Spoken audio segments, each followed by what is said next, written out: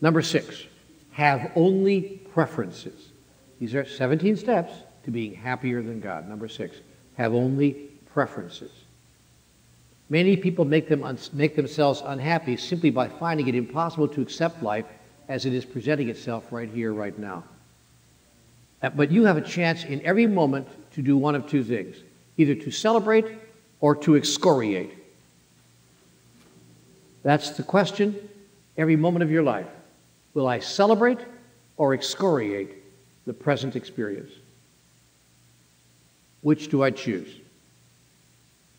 There is a way to be happier than God, and the way to be happier than God is to not require anything to be any different at all from the way it is right now. Happiness is not getting what you want, it's wanting what you get. There is a way to be happier than God, and that is to not require anything to be any different than the way it is right now.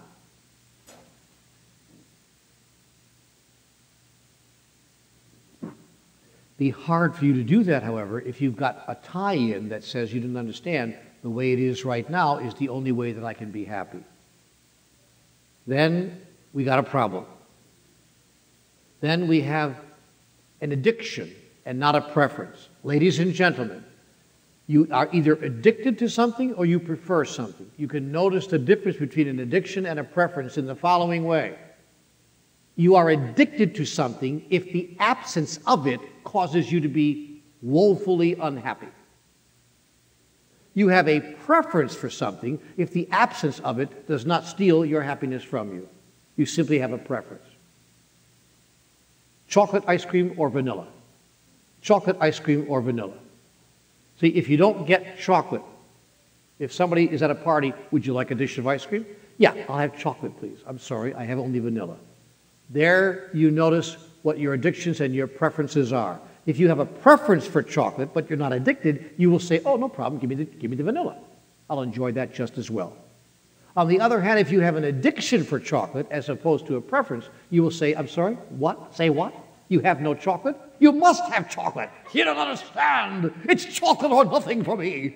I can't enjoy ice cream without it being chocolate. I must have chocolate. And the host of the party is like, get him out of the room. This guy clearly has an addiction to chocolate.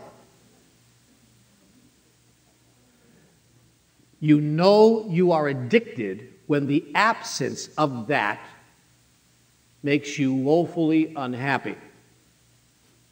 You know you have a preference when the absence of it simply causes you to experience or choose again and create another preference.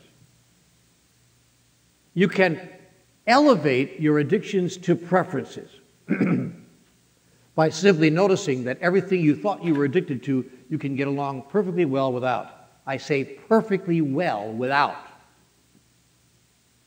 And you know that, and I know that, and everything else is your story. You're just making it all up. Transforming addictions to preferences is done by the simple expedient of taking an honest look at how much you would really be missing if you did not get what you think you want and need right here, right now. Often it is very much less than you might have thought. How many of you have had the experience of thinking that you cannot be happy again without a certain thing, only to find out that you did not have that thing and you were happy anyway? Isn't that, really an education?